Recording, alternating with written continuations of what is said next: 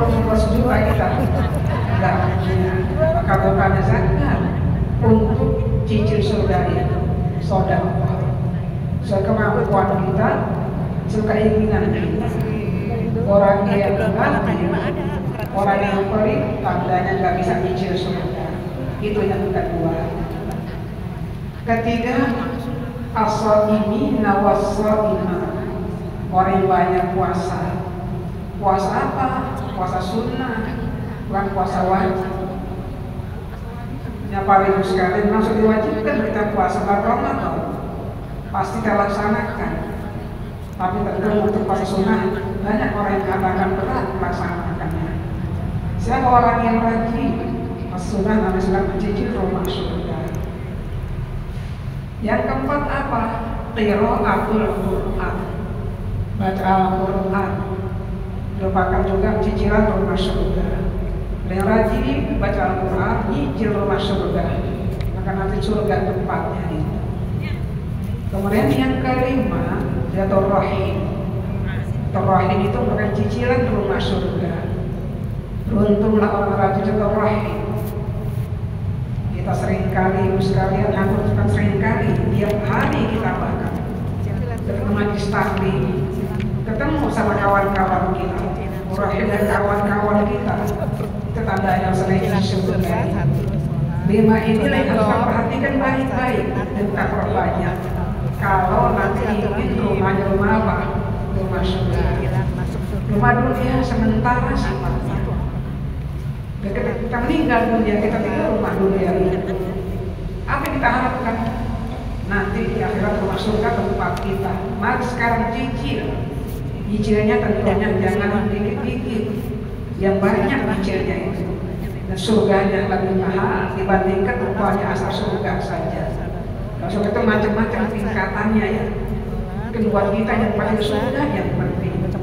Angka indahnya kalau berikan mereka surga itu bagus. Kenapa cicilan yang banyak ketika hidup kemarin, sekarang ini maksudnya.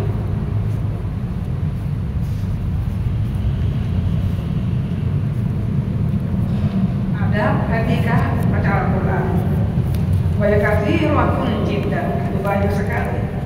Naqulu minha atrafan mahzufan adillah bisyuhratiha. Kami sebutkan daripadanya beberapa saja mahzufah yang dibuang dari dalilnya karena kemasyhurannya. Tidak semua disebut mengenai etika baca Al-Quran. Hadisnya masyhur banyak, di mahzuf dibuang, tidak pakai hadis. Kami akan belajar hadis hanya tentunya untuk etikanya saja. Wa khawfan idolatil mumillati bisababiha, takutlah menjadi panjang, menjadi jenuh dengan sebabnya itu. Kalau pakai hadis ini kepanjangan, akhirnya jenuh, bosan bacanya itu. Fa'awalu ma yu'malu bihi, karena yang pertama, apa etika baca Al-Quran?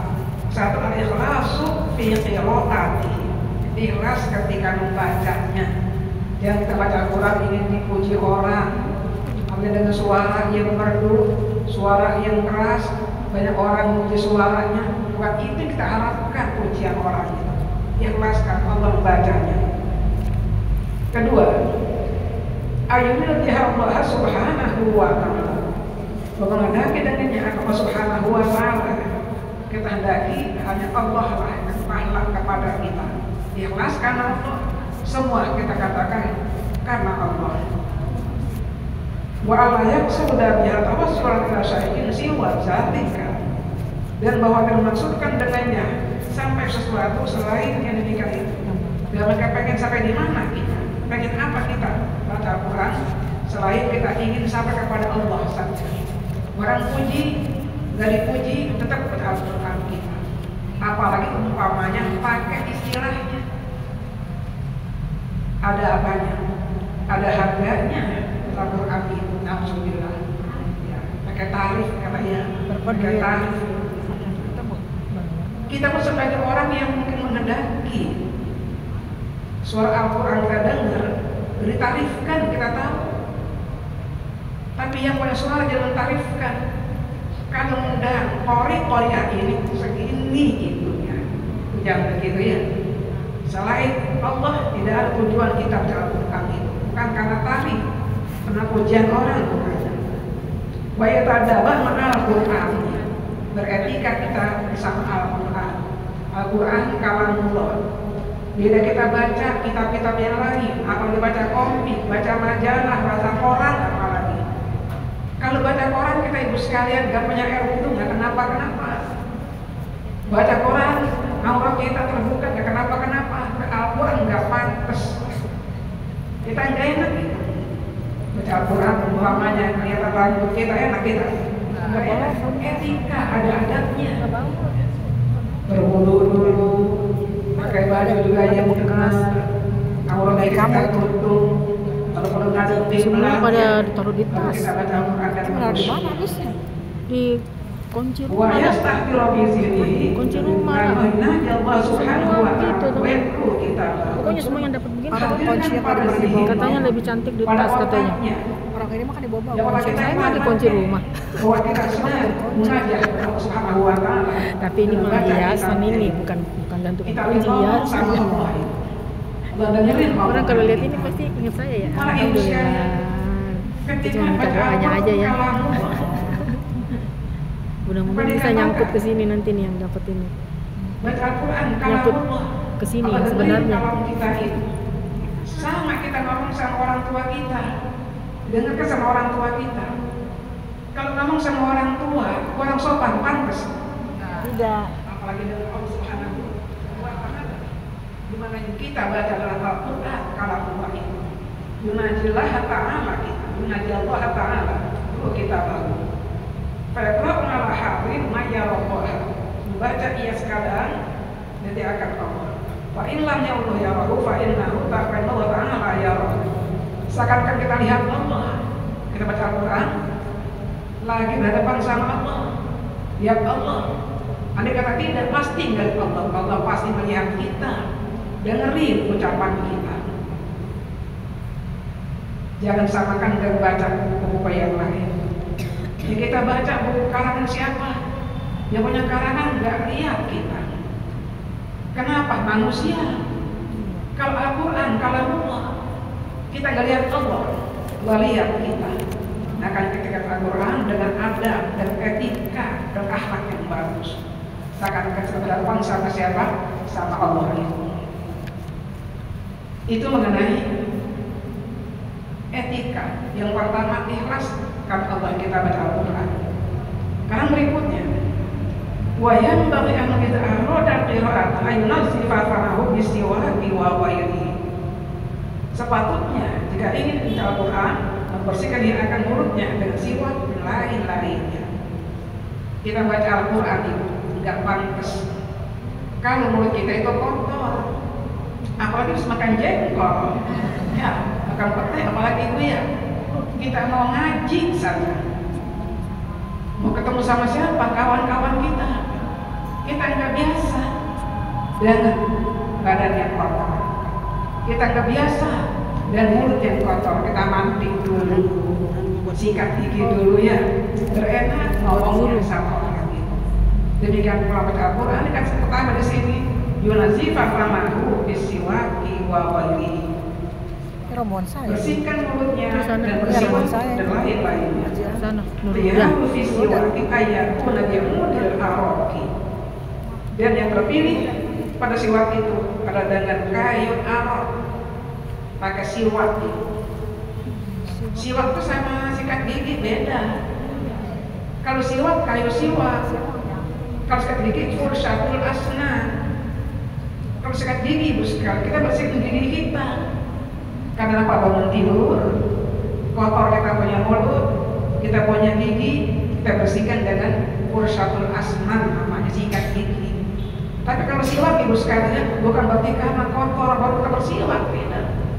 Bersih pun diperlukan kita dan kita bersiwak itu pakai kayu siwak, kayu araq.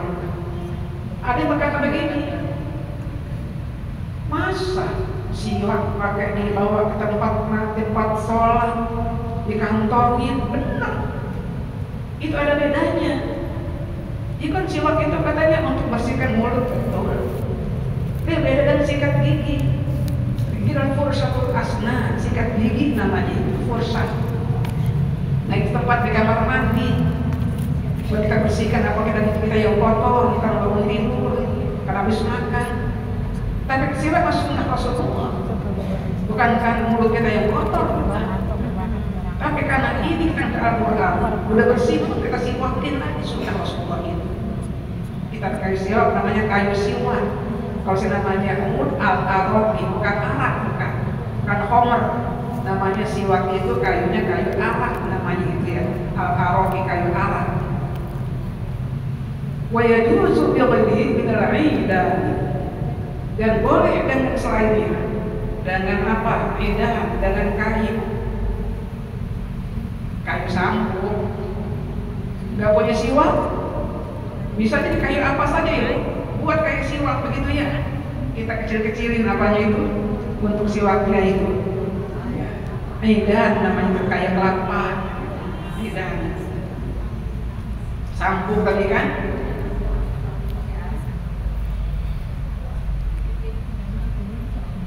Sebetulnya sih kalau umur itu lebih umum, bisa kayu apa saja. Gua bisa kalau sampo itu ada kayu sampo. Ya dari al-umur ada asam. Boleh dengan kayu apa saja yang kita pakai buat siwak. Tadi kan punya kayu sendiri, kita punya siwak.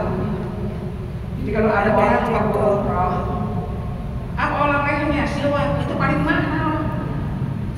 Karena nggak ada pohonnya di kampung sini.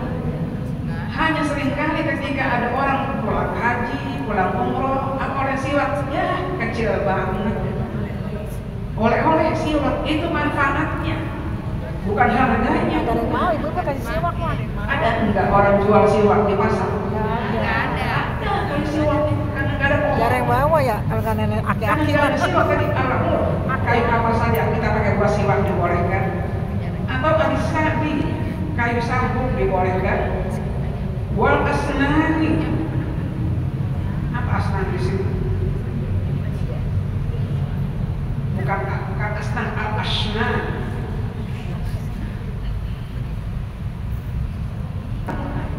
Asnan, kain yang usang.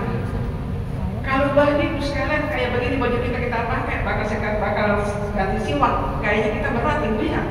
Ya, ambil kain yang sudah asnan, bukan asnan. Kalau sin, gigi, asnan, shin. Ini kadang-kadang kita ikut antara asnan sama asnan ya.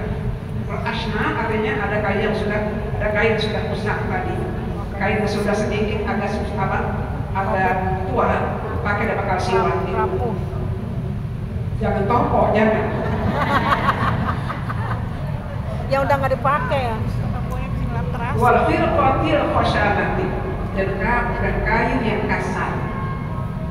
Al-firqah atau kain, kalau kita kain topok, kain al-hasanah yang kasar. Tapi yang pertama, kain yang sudah tua, yang sudah usang dan kepakai.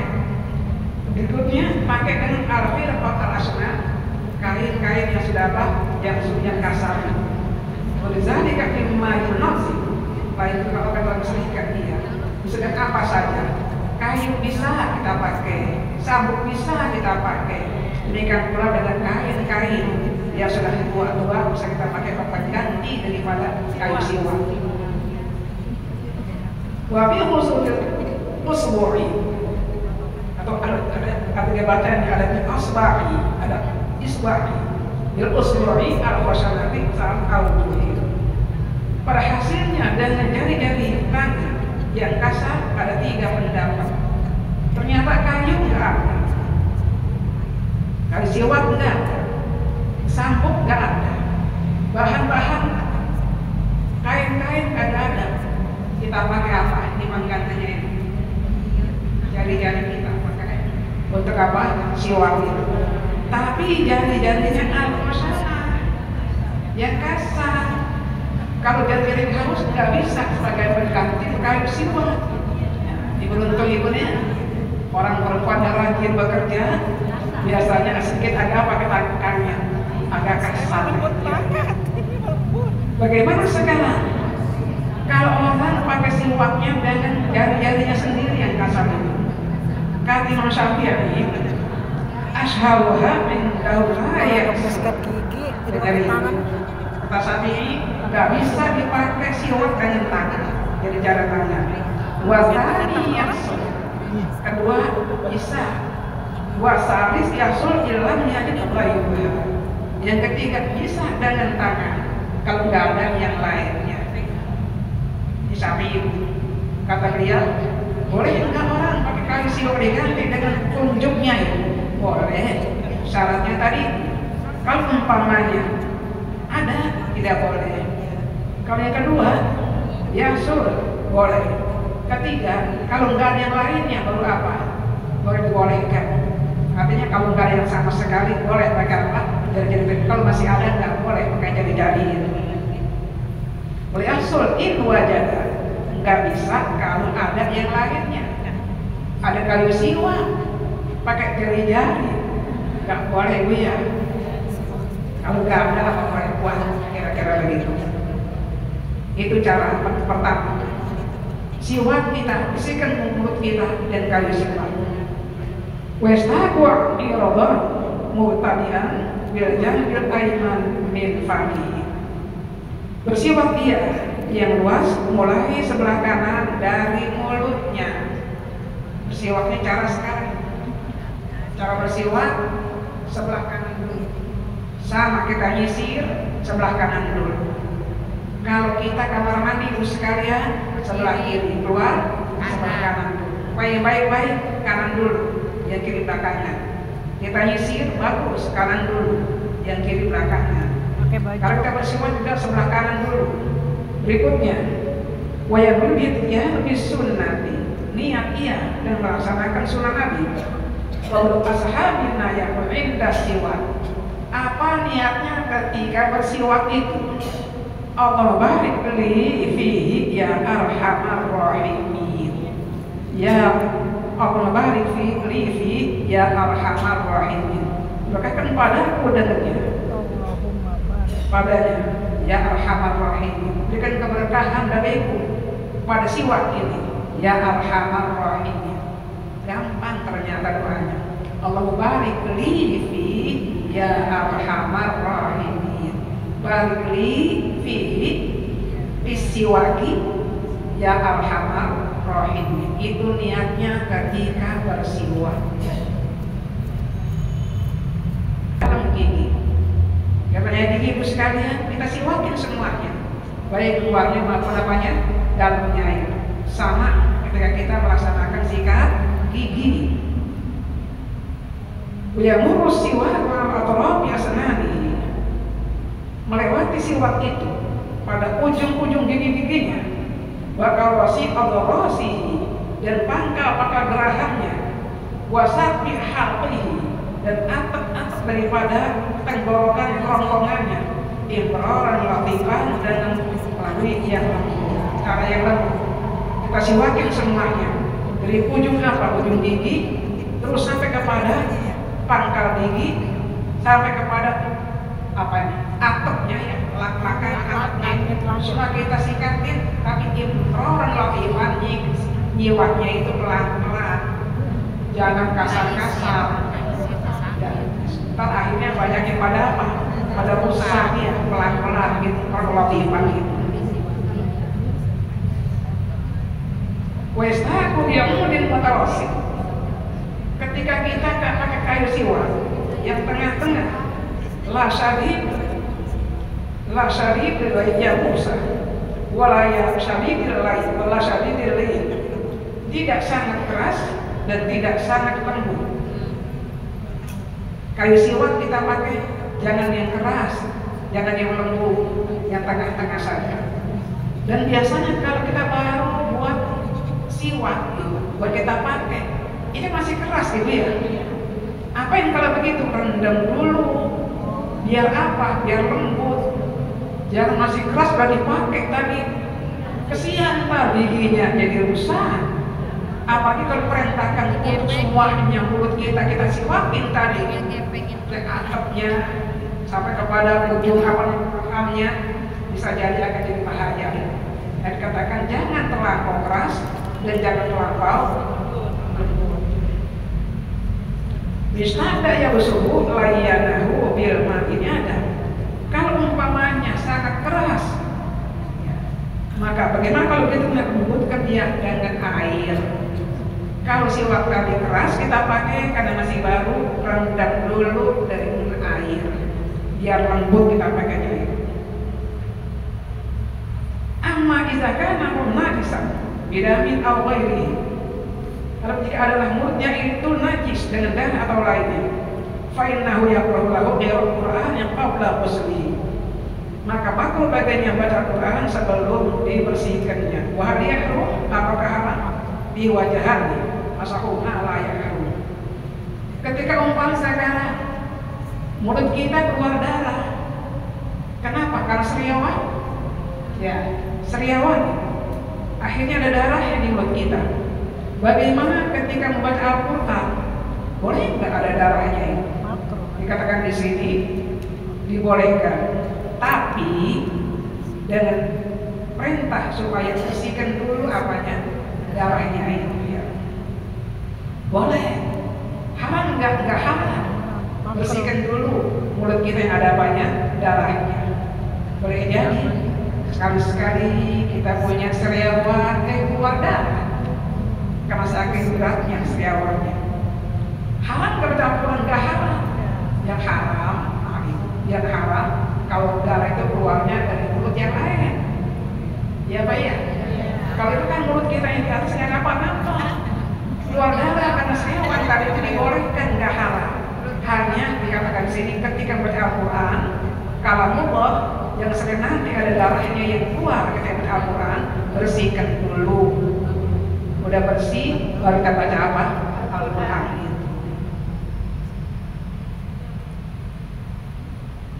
Sudah satu tadi, ikhlas karena Allah, niat kita. Berikut sekarang mengenai apa namanya yang bersih badan kita. Karena yang ketiga, pasal yang terkori ayakuna sya'nuhu al-khusyuk.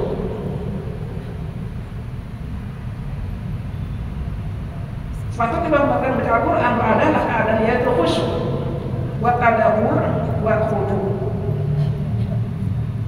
Baca Quran yang khusyuk, tadabbur yang kita baca, kita tahu artinya, kita resapi, tadabbur namanya. Bitadabbur kan diantara penyakit hati. Obatnya itu tilawah Quran bitadabbur. Al-Quran dan tadabbur.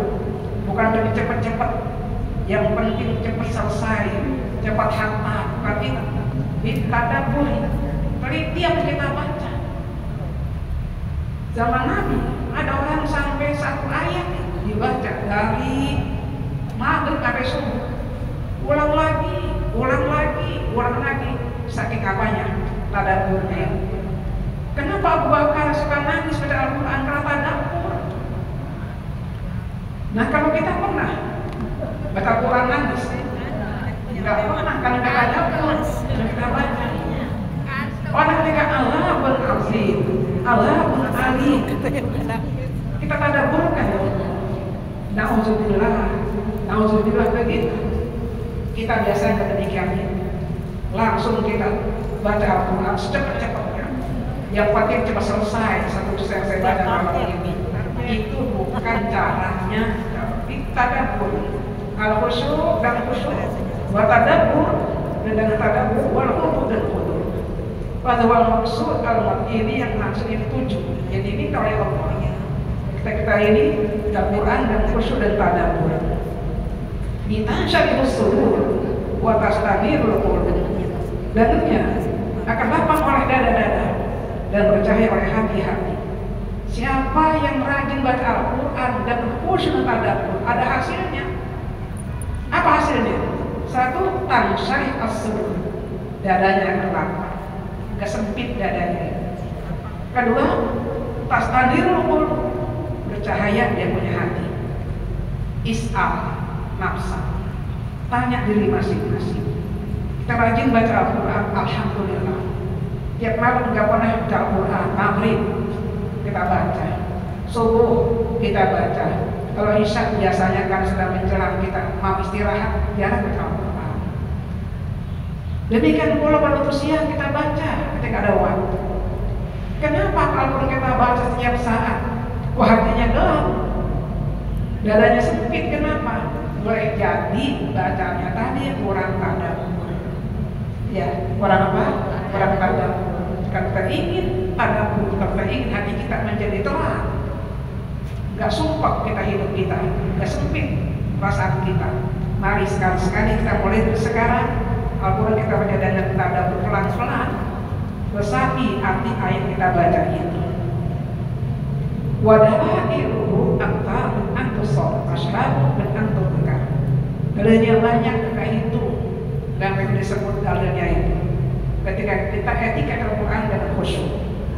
Waqad bahta jamaah nasab yaqul wahid min ayatan wahidan lailatan kamilah. Wa maqzama lailati kada barba inda qiraati. Ini pas kata-kata tadi. Sungguh telah bermalam jamaah daripada ulama salaf baca satu orang daripada mereka akan satu ayat satu dalam sempurna. Sebagian besar malam berdiakan dia ketika baca ini. Satu ayat dibaca semalaman, bata nginep semalaman, ibu sekalian, semalaman masuk bukan nginep, semalaman ke Al-Quran tadi oleh seorang sahabat, satu ayat dari sore sampai pagi. Saking ternyata baruha, saking menelitinya ayat yang dibaca itu. Abu Bakar ketika jadi imam nangis itu, gak rukuk-rukuk. Dikira ada apa oleh makmumnya, kok imam gak rukuk-rukuk, nangis lagi baca Al-Quran. Rupanya Abu Bakar itu tadabbur, dia perhatikan ayat dibaca itu, sehingga dia menangis ketika baca ayat Al-Quran. Ada kira-kira di kampung imam yang kayak Abu Bakar?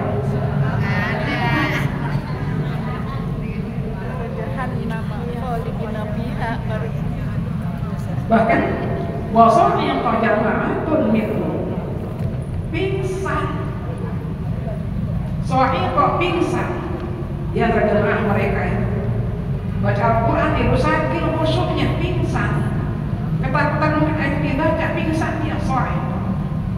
Babnya bab mengenai neraka, akan diri nanti ke neraka. Surah Az-Zumar ada dia. Jadi para ibu sekalian, ini boleh jadi mereka pingsan karena membaca Al-Quran dan teliti. Itu masih mendingan soalnya apa? Karena mereka kedua mana baca ma'atun minhu. Lah saking khusyuknya Al-Quran ibu sekalian, mata meninggal. Sampai mati dia. Mata jamaah kita tidak ada kecuali maksud Allah berikan kepada kita. Sampai di situ ajaran kita. Bukan karena baca Al-Quran tadi itu para sahabat. Betapa tadabburnya mereka dengan ayat Al-Quran yang mereka baca. Makanya mari sekarang pun kita begitu juga, kalau ada Al-Quran kita baca ayatnya, ngerti artinya, kita ulang lagi ya. Apalagi sekarang banyak terjemah Al-Quran. Sahabul bukahu wa tabaka liman la yaqdir ala bukai. Disunahkan nangis. Ibu, baca Quran disunahkan nangis. Saking khusyuknya Al-Quran sampai nangis, mustahab. Wa tabaka, nggak bisa nangis. Tabaka, pura-pura nangis. Kayak orang nangis lah kira-kira begitu ya. Pura-pura. Kalau nggak bisa nangis, dan Al-Quran itu nggak bisa sedih. Tabaka malah tidak buka. Pura-pura nangis. Dan orang yang nggak bisa nangis ketika baca Al-Quran.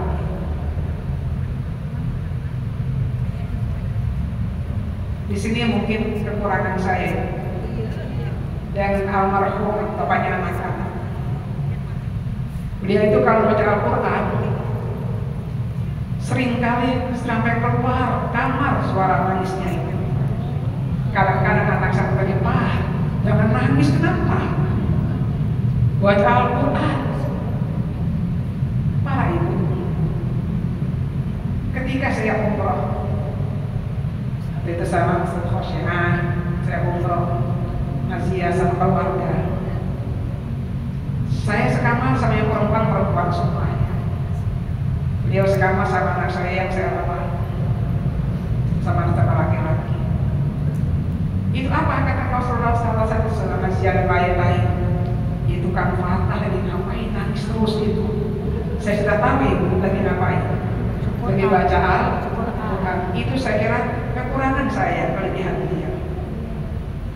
Yang kedua itu, dia itu pakai Imam Hanafi, dia Nabi Daud. Bagaimana itu? Tidur sore-sore, jam 1 sudah bangun, sampai subuh dan tidur lagi. Kalau saya kalau jam 1 udah bangun, paling bangun sebentar ke kamar mandi. Kalau jam 1, kalau jam 3 baru saya bangun beneran. Sampai subuh saya akan tidur. Itu pun lagi subuh biasa istirahat dulu lagi. Enggak bisa, bukan habis hati beda sama beliau. Sore-sore udah tidur, jam 1 sudah bangun, sampai subuh nggak tidur lagi. Nah ketika akhir hayat, jam 1 dia bangun, kemudian terjatuh ibu sekalian. Anak saya anterin saya ke kamar, rupanya di sini dia punya air wudhu. Ketika Allah panggil beliau,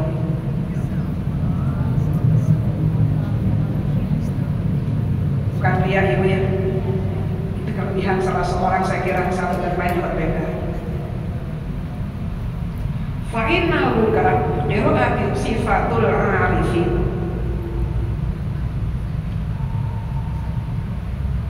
Orang yang nangis dalam Quran adalah merupakan sifat orang-orang arif.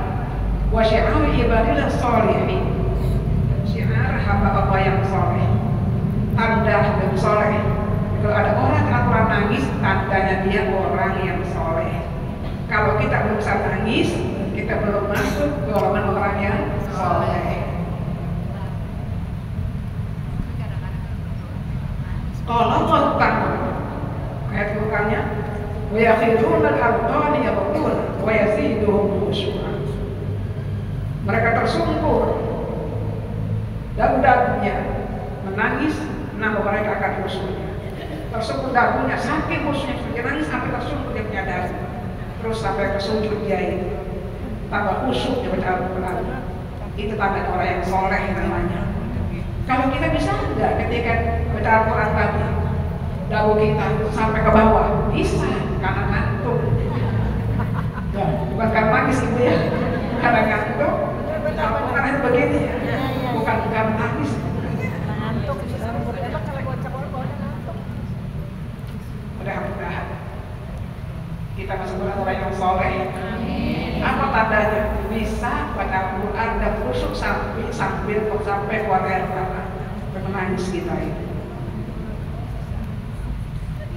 Wa qad zakartu atharan katsiratan wa rabbi zalika fi abdiyan fi adad Al-Quran.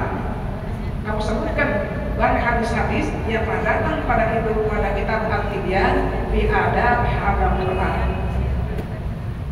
Qala Said Al-Jalil sahibul karamah wal ma'arif wal mawahib wal laqaib Ibrahim Al-Khawas anhu. Berkata oleh Said Al-Jalil sahibul karamah, banyak ma'rifah, banyak mawahib, banyak laqaib, sama namanya Ibrahim Al-Khawas. Apa kata beliau? Dawa'ul qalbi khamsatu asya. Penyakit obat hati itu ada 5 macam. Dawa obat hati itu ada 5 macam.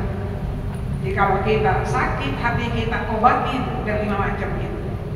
1, qira'atul Quran bi tadabbur. Katakan tadi, baca Al-Quran dengan tadabbur. Pelan-pelan kita resapi isi yang kita baca ayatnya. Kedua, wa khalaqul batin. Kosongkan perut. Perbanyak kita puasa sunnah, cicilan kita buat rumah surga nanti. Qolah ulama. Kalau umpamanya tidak bisa dengan puasa, paling tidak jangan terlalu banyak makan. Maka kalau orang terlalu banyak makan, kekenyangan makan akan banyak penyakit timbul di sini. Karena Nabi nggak pernah sakit, perut Nabi nggak pernah kenyang. Nah kalau kita kan makan terus, apalagi makan nggak pakai apa, nggak pakai waktu, kapan saja dikasih makan, ayo jangan terus. Akhirnya kebanyakan isi perutnya, timbul penyakit macam-macam dari situ. Ketiga, wa qiyamul lail. Banyak bangun malam qiyamul lail kita. Salat tahajud. Keempat, atadarru inda sahar. Mohon pada Allah, berdoa kepada Allah ketika sahur. Ketika sahur kapan? Sebelum subuh. Bukan habis subuh, bukan. Menjelang subuh, angkat tangan kita sebanyak-banyaknya minta pada Allah. Itu katakan penyakit hati akan sembuh. Nah bagaimana kita bisa mencerna hati dengan tadarru inda sahar? Karena seringkali bangunnya kesiangan. Ya, bangun kesiangan. Jibril bangunnya jam 5. Sekarang jam 4, 10 menit sudah apa? Sudah sore. Ya. Kita bangun jam 3, boleh jadi bisa. Sebelum subuh kita selesai, ya mulai kita. Silakan angkat tangan sebanyak-banyaknya, minta pada Allah. Insya Allah akan menyembuhkan penyakit hati kita. Kalimat mujalah satu sore ini banyak berduduk berkawan sama orang-orang yang soleh. Seperti begini, bukan hanya kita satu rahim saja pahalanya. Kita bisa ketemu sama kawan-kawan kita bisa bertemu sama guru-guru kita, mandang guru kita juga ada pahalanya. Demikian juga tentunya kita kumpul sama orang soleh di masjid ini agar bisa menyembuhkan orang yang hatinya pada sakit. Insyaallah. Orang yang pada sakit siapa? Mungkin di antara kita, ya. Kita ibu ya. Makanya penyakit hatinya ada. Dokter aja susah dicari, obati dengan 5 perkara ini. Insya Allah. Faslun. Qira'atul Qur'an fil mushaf. Afdalu qira'ati min hifzi. Hafal Quran. Hafal Quran. Bagusan mana baca Quran, jangan lihat Al-Quran apa dan hafal. Bagusan apa lihat Quran. Bagusan Al-Quran, lihat biasa apa dengan hafal. Bagusan dilihat, hafal, bagusan dilihat. Kata kita bagusan lihat, bagi yang nggak bisa. Jadi apa mah yang nenek Yang hafiz. Kalau yang hafiz Al-Quran di mushaf lebih afdal daripada baca Al-Quran dari menghafalnya. Al-Quran fil mushafi pada mushaf dan Al-Quran lebih afdal dari membaca dari hafalannya. Alhamdulillah. Ya maka kita gak hafal. ya itu maksudnya. Hakata qalahu ashabuna. Maksudnya orang nggak apa jadi pakai gini. Nah, kalau habis mah lain kan. Sahabat-sahabat kami dan masuk ke lama sahabat. Wahazal laisa ala itlaqi. Tapi ini nggak mutlak. Ulama salaf mengatakan bagusan Al-Quran lihat mushaf daripada dengan hafal. Tapi ini nggak mutlak dikatakan. Bahkan karena qori. Ya sekarang sini ada orang baca Al-Quran min hifzi, hafal dia. Yang surulahu tadabburi, sebagainya dan tadabbur, wa tafakuri dan tafakur, wa jam'il qalbi wal basari, menghimpunkan hati dan penglihatan. Aktsar mimma yaqsudna mushaf, lebih banyak hasilkan daripada mushaf. Fal qira'atul hifzi afdal, maka Al-Quran dan hafal yaitu lebih utama. Ini dikatakan di sini. Tadi yang pertama, ketika baca Al-Quran dan mushaf sama dengan hafal, bagusan mana? Afdalan mana? Afdalan dengan mushaf yang pertama. Karena yang kedua, andai kata ada orang hafal Al-Quran, ketika dia baca dengan hafalannya, tadaburnya ada, tafakurnya ada, hatinya juga sama dengan pandangan, hatinya juga baca Al-Quran. Kalau ini ada padanya, maka afdalan dia dengan hafal. Kan saya begini, kalau kita baca Al-Quran, kita lihat pelan-pelan kita bisa itu baca, tadabbur bisa. Kalau udah hafal biasanya kan kagak ke hati, langsung saja udah. Malah kadang-kadang lupa tengah-tengah itu. Contoh baca Yasin, ibu baca Yasin, lihat Al-Quran sama hafal khusyuan mana? Iya. Karena kembali kan selanjutnya katakan sini, andai kata orang baca Al-Quran dengan hafalannya, tapi tadabburnya ada, telitinya yang dibaca dia ada, tafakurnya ada, masuk pikiran yang dibaca tadi, khusyuknya ada, maka bagusan hafal. Yang kedua, bagusan apa? Kenapa? Dia hafal pun sama dengan orang baca Al-Quran dan lihat mushaf. Itu yang kedua. Karena yang ketiga, nistawaya mushafi afdal. Kalau sama saja, sama apanya? Sama khusyuknya, maka barusan lihat mushaf. Saya ulangi itu. Bagi hafal sangat ini ya. Al-Quran yang mushaf sama hafal. Kata yang pertama, afdalan lihat mushaf. Ya. Kata yang kedua, kalau orang itu hafal Al-Quran, dia baca Al-Quran tetap khusyuk yang sama dengan dia Al-Quran, maka barusan dia baca hafalan. Pakai apa? Hafalan. Itu yang kedua.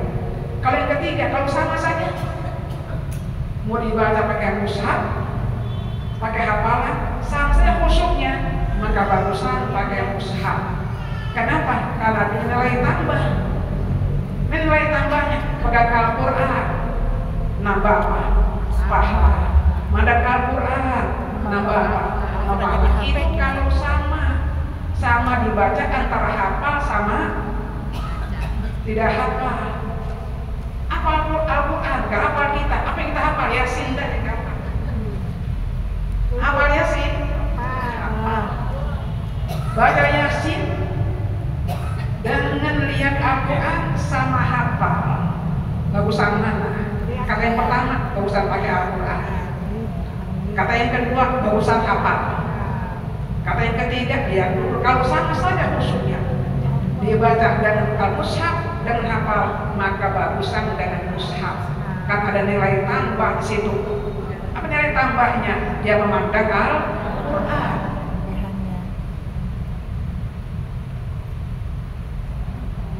Itu buat kita yang hafal dalam Al-Quran. Tapi ingat, pelajaran yang baru lalu kemarin, jangankan satu surah kita lupa hafalan kita.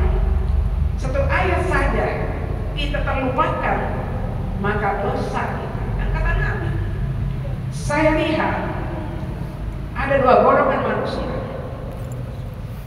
Yang pertama, orang yang saya kira melihat surga tempatnya. Siapa itu? Orang yang bersihkan masjid.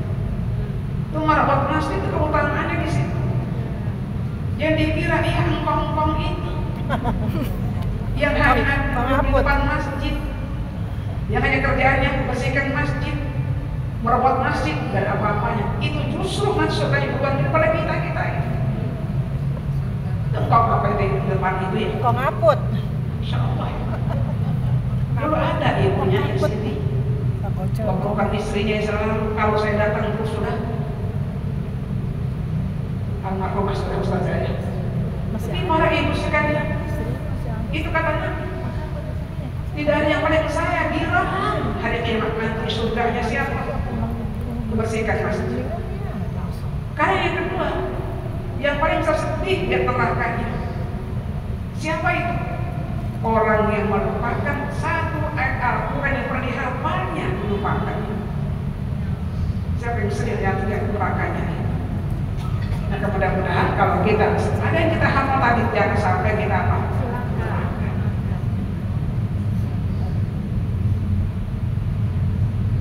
Pasal ini pasal pendek-pendek. Jakarta Fadilah.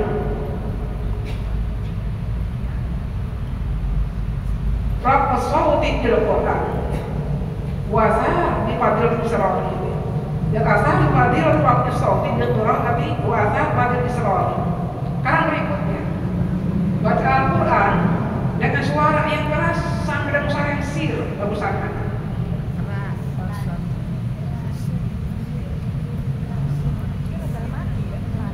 Pakai suara, nggak pakai suara bagusan. Pakai suara. Orang ulama wajah bainahu anak Islam Al-Quran riyan atau afdal bihaqqi ma yaqulu zalika. Ulama berkata, menghimpunkan di antara keduanya, bagusan mana? Pakai suara apa pakai sir? Pakai sir lebih jauh daripada riya, lebih afdal pada hak orang yang takut kepadanya. Pada dia kok riya jauh afdal. Tergantung orangnya. Kalau saya pakai sir enggak riya, lebih afdal. Kalau sebagai jahat riya, mendingan pakai apa? Pakai sir. Tapi kalau enggak takut jahat, maka boleh dengan jahat. Kalau saya pakai suara, jadi kalau saya pakai suara, jadi riya, mendingan dengan sir. Tapi andai kata saya pakai jahat, enggak takut riya, boleh pakai jahat. Ya. Jadi kita kan orang macam-macam. Kalau saya pakai jahat, pendengaran suara saya banyak orang, ntar dipuji suara saya. Oh, suara siapa itu? Nah, Suara Kak Titi. suara siapa itu? Suara Titi. Titi. Nyambung. Pantas suara beliau. Iya, nyambung kan. Akhirnya bangga dia tuh suara Oh, saya. suara saya tuh benar. Kalau begitu saja Titi jangan jahat. Iya. Banyak saja. Iya. Tapi andai kan umpamanya suara kita itu riya yang banyak, sir yang begini, jahat yang begini, ada yang punya kita? Nggak ada, jahat bagus.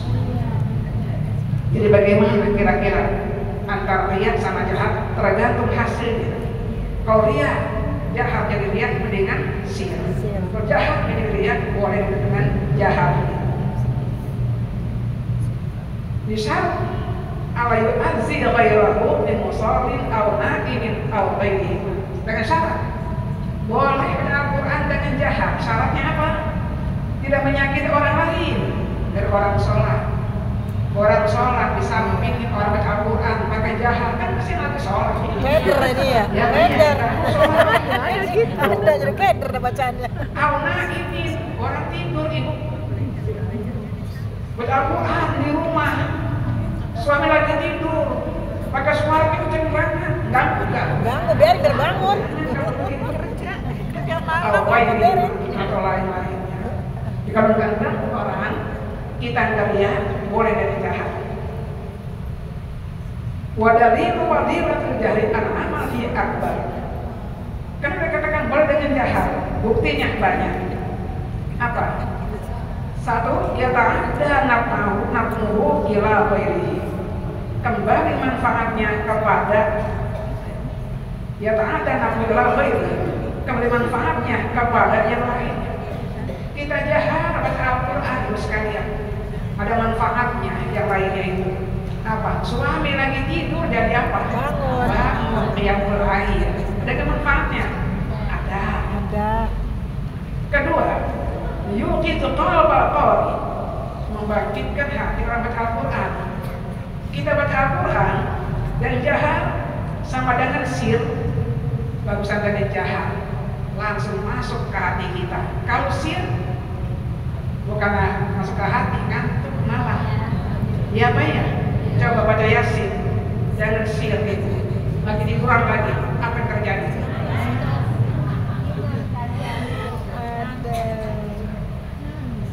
Wa yajma'u min al-fikri tasrif wa sahmu ilahi. Menghimpunkan keinginannya pada berpikir dan masuk pendengarannya kepadanya. Kalau Al-Quran dengan jahat masuk ke hati kita, masuk ke telinga kita, kedengaran telinga kita, masuk ke hati kita. Kalau dengan jahat, menurut naum, mengusir tidur. Kalau kita baca Al-Quran dengan sihir, ngantuk merangat tidur. Tapi dengan jahat, gak ngantuk kita, mengusir tidur. Wa yazidu fin nasyat, tambah masak kita, tambah apa? Tambah semangat kita. Kalau dengan sihir ibu nggak semangat malah begini. Ya. Baca Al-Quran dengan sihir ibu begini lama-lama. Antum. Kalau dengan jahat, pada suara timbul masyaknya, timbul semangatnya. Yukitu ghairahu bilna'imin ghafilin wa yamsitu. Bangunkan yang lainnya tidur, wa ghafilin lupa, wa yamsitu, dan memberikan semangatnya. Orang lain dengar Al-Quran, yang tidur jadi bangun, yang lalai jadi ingat, dan yang lagi malas jadi apa? Timbul masyaknya itu. Faham rusaikun hadinamnya lima jalab. Semuanya ada, maka bagusan dengan jahat.